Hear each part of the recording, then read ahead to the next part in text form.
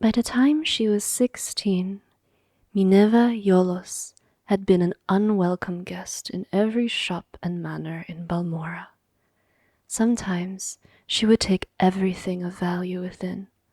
Other times, it was enough to experience the pure pleasure of finding a way past the locks and traps. In either situation, she would leave a pair of dice in a prominent location as her calling card to let the owners know who had burgled them. The mysterious ghost became known to the locals as Chance. A typical conversation in Balmora at this time. "My dear, whatever happened to that marvelous necklace of yours?" "My dear, it was taken by chance." So far, she had never been caught or even seen, but dozens of times she had uncomfortably close encounters. There came a day when she felt it was time to expand her reach. She considered going to Vivek or Gnesis, but one night at the Eight Plates, she heard a tale of the Heron ancestral tomb, an ancient tomb filled with traps and possessing hundreds of years of the Heron family treasures. The idea of breaking the spell of the Heron tomb and gaining the fortune within appealed to Chance, but facing the guardians was outside of her experience. While she was considering her options, she saw Ulster Moresby sitting at a table nearby, by himself, as usual. He was a huge brute of a Breton, who had a reputation as a gentle eccentric, a great warrior who had gone mad and paid more attention to the voices in his head than to the world around him. If she must have a partner in this enterprise, Chance decided, this man would be perfect. He would not demand or understand the concept of getting an equal share of the booty. If worse came to worse, he would not be missed if the inhabitants of the Heron tomb were too much for him, or if Chance found his company tiresome and elected to leave him behind. "Ulster, I don't think we've ever met, but my name is Minerva," she said, approaching the table. "I'm fancying a trip to the Heron ancestral tomb. If you think you could handle the monsters, I could take care of unlocking the doors and popping the traps. What do you think?" The Breton took a moment to reply, as if considering the counsel of the voices in his head. Finally, he nodded his head in the affirmative, mumbling, "Yes, yes, yes. Proper rock, hot steel, kitten, walls beyond doors, 53, 2 months and back." "Splendid," said Chance, not the least put off by his rambling. "We'll leave early tomorrow." When Chance met Ulster the next morning, he was wearing kitten armor and had armed himself with an unusual blade that glowed faintly of enchantment. As they began their trek, she tried to engage him in conversation, but his responses were so nonsensical that she quickly abandoned the attempts. A sudden rainstorm swelled over the plain, dousing them, but as she was wearing no armor and Ulster was wearing a slick kitten, their progress was not impeded. Into the dark recesses of the Heron tomb they delved. Her instincts had been correct. They made very good partners.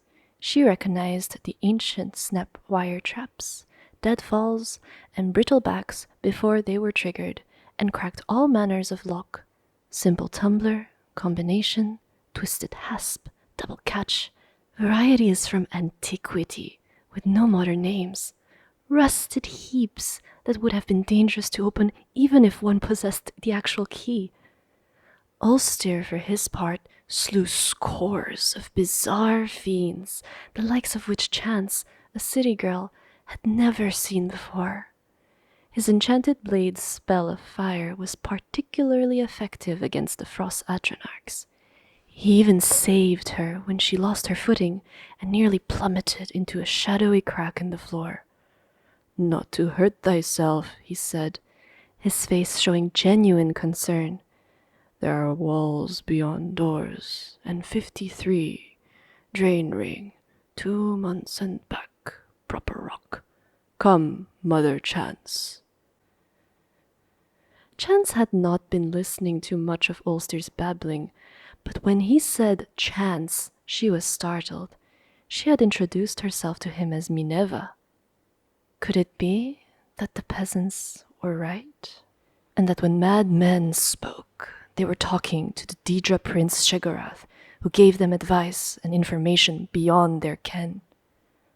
Or was it rather, more sensibly, that Ulster was merely repeating what he heard tell of in Balmora, where in recent years chance had become synonymous with lockpicking? As the two continued on, Chance thought of Ulster's mumblings. He had said kitten when they met, as if it had just occurred to him, and the kitten armor that he wore had proven useful. Likewise, hot steel. What could walls beyond doors mean? Or 2 months and back? What numbered 53? The notion that Ulster possessed secret knowledge about her and the tomb they were in began to unnerve Chance. She made up her mind then to abandon her companion once the treasure had been found. He had cut through the living and undead guardians of the dungeon. If she merely left by the path they had entered, she would be safe without a defender. One phrase he said made perfect sense to her. Drain ring. At one of the manors in Balmora, she had picked up a ring purely because she thought it was pretty. It was not until later that she discovered that it could be used to sap other people's vitality. Could Ulster be aware of this? Would he be taken by surprise if she used it on him? She formulated her plan on how best to desert the Breton as they continued down the hall. Abruptly, the passage ended with a large metal door secured by a golden lock. Using her pick, Chance snapped away the 2 tumblers and bolt and swung the door open. The treasure of the Heron tomb was within. Chance quietly slipped her glove off her hand, exposing the ring as she stepped into the room. There were 53 bags of gold within. As she turned, the door closed between her and the Breton. On her side, it did not resemble a door anymore, but a wall. Walls beyond doors. For many days, Chance screamed and screamed as she tried to find a way out of the room. For some days after that, she listened dully to the laughter of Shegorath within her own head. 2 months later, when Ulster returned, she was dead. He used a rock to prop open the door and remove the gold.